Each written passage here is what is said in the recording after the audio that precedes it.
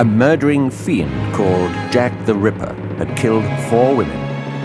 How many more would die before he was through?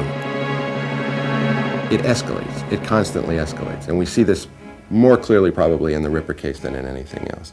The constant escalation of mutilation. You've got the murderer. He's now working to some timetable of his own. It goes like this. 31st of August, he kills Polly Nichols. 8th of September, he kills Annie Chapman.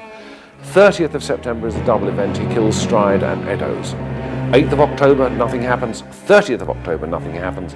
The night of the 8th, 9th of November, he meets his 5th and final victim. And this is this young prostitute called Mary Kelly.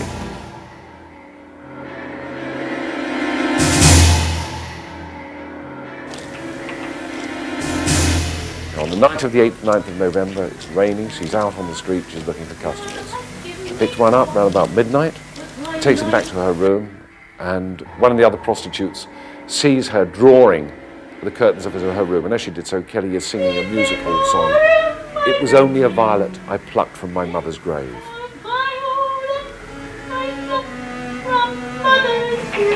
Around about 3:30 in the morning, she picks up the Ripper.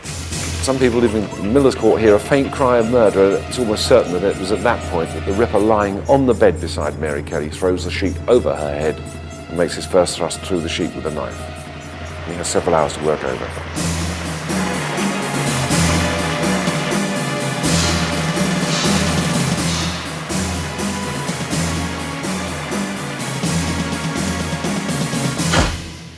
She had been absolutely savagely mutilated, almost cut to pieces, her abdomen entirely emptied and the contents left scattered around on the bed beside her. Pieces of flesh had been left on a table beside the bed. Her heart had been extracted from her thorax, and it is possible, from the way the doctor described this, that that was taken away. There is the photograph of the murder. She's lying on the bed facing the window. You can just see the puff sleeves of her chemise. This is what confronts the police when they get there to begin the investigation. News of Mary Kelly's savage death stunned the world. Eine furchtbare Morde in London, in Whitechapel. Das ganze Stadt. 5 femmes mutilées. Nothing in the history of American crime can, for special horror, be said to outmatch East End butchery. The horrendous murder of Mary Kelly alarmed Buckingham Palace and greatly distressed Queen Victoria. She promptly telegrammed her Prime Minister with an urgent message. This new, most ghastly murder shows the absolute necessity for some very decided action. All the courts must be lit and our detectives improved. Sir Charles Warren, the beleaguered head of Scotland Yard, was already on his way out. The 5th Ripper murder sealed his fate, and he resigned. That must have been another great high for him. I did all this. I caused this sensation. It's my doing. And again, it feeds the vanity and the arrogance. 12th of November, 1888. My name is Joseph Barnett. I reside at 20... Mary Kelly's lover, Joseph Barnett, was summoned by the coroner to identify what was left of her decimated body. I have lived with the deceased 1 year and 8 months. Her name was Marie Jeanette Kelly. I have seen the body. I identify her by the ear and the eyes. Now, the Ripper had killed 5 women in ever-increasing acts of violence. Scotland Yard and the city police kept extra forces on the street and continued to search for the Phantom of Death. The police at the time were hampered. They were hampered by the fact that they had no experience of sexual serial murders. They had no files to look at. They had no reliable consultants who could come along and say, it'll be a man like this, look for this sort of man. They therefore were looking for the traditional madman, someone who was, say, foaming at the mouth or had a vacant stare. If I was conducting an interrogation of this individual back then, I probably would focus in on the fact, if it was Jack, say, hey, Jack, I know you got blood on you, Jack.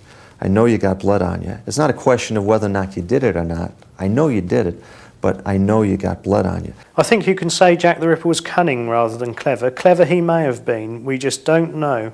But certainly he had luck on his side and must have had a degree of animal cunning to escape the police net. 5 women had been brutally killed, and still nobody could name the man who had committed the crimes. 4 years later, in 1892, the file was closed on Jack the Ripper. 2 years later, Sir Neville Macnaghten, senior official of Scotland Yard, wrote a memorandum stating the 3 chief suspects he believed might have been the Ripper. No one ever saw the Whitechapel murderer. Many homicidal maniacs were suspected, but no shadow of proof could be thrown on any case. I may mention the case of 3 men. Mr. M. Druitt, said to be of good family, who disappeared at the time of the Miller's Court murder, whose body was found in the Thames about 7 weeks after that murder. He was sexually insane, and from private information, I have little doubt that his own family believed him to be the murderer. Michael Ostrog, a Russian doctor and a convict, who was subsequently detained in a lunatic asylum as a homicidal maniac.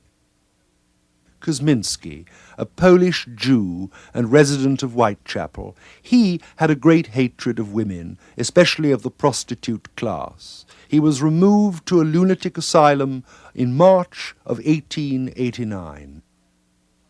Macnaghten's memorandum was published in 1915, and ever since, criminologists have debated its merits.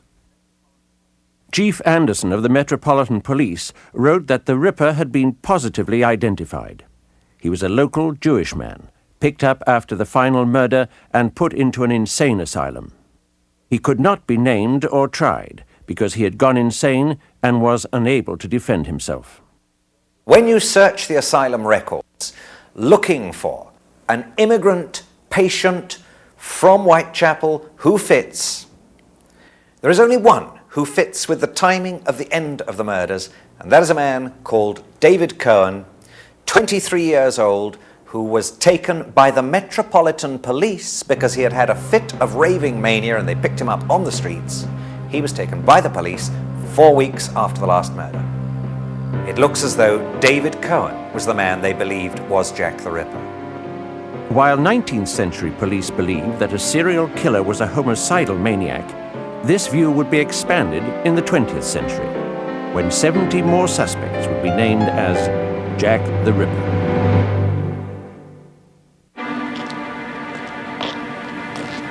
The name Jack the Ripper has come to symbolize terror the world over. Stories about this phantom of death are so compelling that even the great master of the macabre, Alfred Hitchcock, based his very first film on the well-known tale of a lodger, mistakenly thought to be the Ripper. In his film, Jack is called the Avenger. Your officers from Scotland Yard, what's your name? George Bunting. In 1932, director Maurice Elvey produced his version of the same plot, The Phantom Fiend. You stay here. Show us the room. Come along. Movies entertain us with Jack the Ripper mythology, but theories abound. Speculation is fair game. I could give you a lovely story that Oscar Wilde was Jack the Ripper. Nobody's ever suggested it, but take it from me, he wasn't. The only person who hasn't been dragged in yet, and I'm just waiting for it to happen, I've thrown out a few in, is Florence Nightingale and Queen Victoria herself. Both of those are completely out of the score for the moment, but just wait.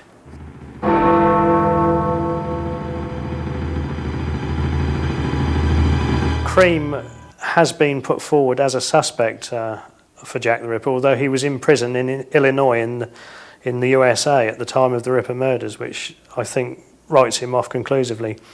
The Cream theory originates from the fact that the hangman Billington, whilst on the scaffold hanging Cream, heard the words, "I'm Jack the," as the trapdoor was sprung, and then it was cut off by the rope.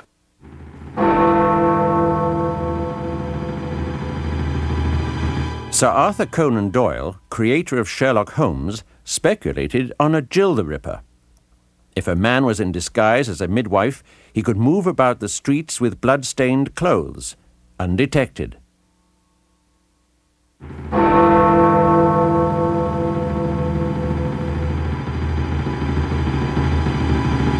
Chapman does remain a plausible suspect.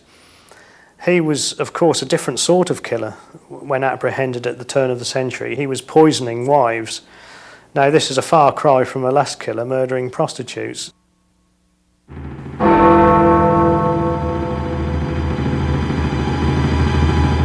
you are fascinated with the mystery of Jack the Ripper, you are a ripperologist.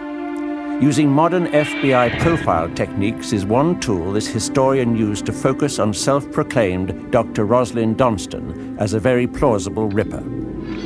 It started with his wielding a sword when he was 18 years old as a surgeon and soldier in Giuseppe Garibaldi's Italian campaign in 1855.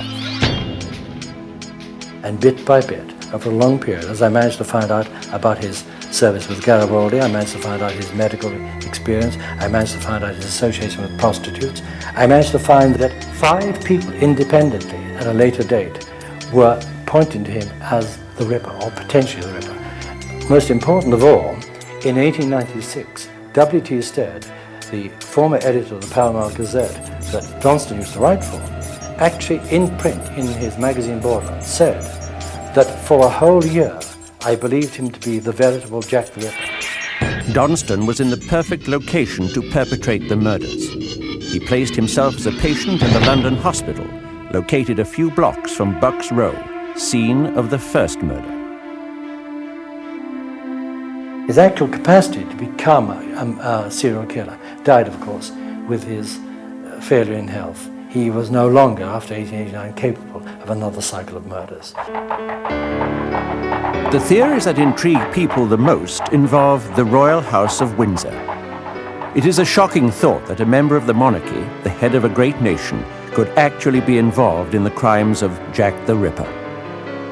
It all centers on this man, the black sheep of the royal household. Prince Edward Albert, Duke of Clarence, was grandson of Queen Victoria and heir to the throne. Physically weak and poor in his studies, he was a target of gossip, especially about his sexuality.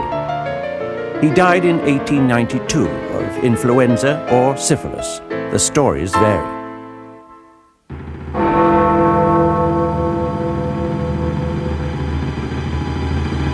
The royal theories began in earnest when Sir Thomas Stowell published an article in 1970 stating that Sir William Gull, physician to the Queen, committed the murders with the prince, who was in the delusionary stage of syphilis and was somehow compelled to slaughter prostitutes.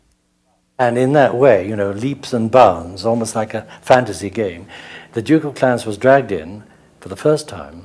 That immediately attracted worldwide attention because anything to do with the royal family sells newspapers. Then, in 1973, a bizarre new twist. The prince had fathered a daughter with an East End Catholic woman. Gull and Freemasons covered up for the prince. And the whole thing was a Masonic conspiracy to save the crown because the Duke of Clarence had done something he shouldn't have done. He had married a Roman Catholic lady and had a child by her, and that was death for the royal family. So, in fact, all the people who knew about it had to be eliminated. There were 5 prostitutes.